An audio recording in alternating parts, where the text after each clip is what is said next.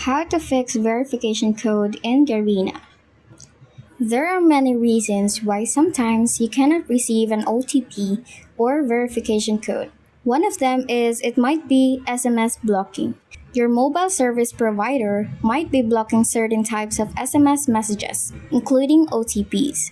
Check with your provider to ensure OTP messages are not being blocked. You can also check your messages settings under blocking or restriction tab. However, if that's not the case, you can try the steps. First, try to turn off and on airplane mode, then reopen the app or the website and try to resend the one-time verification code. If this doesn't work, you can try step 2.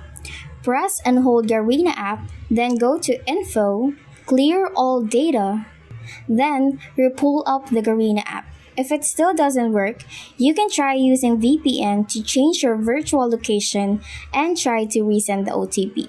So that is how you can do it. Thank you so much for watching.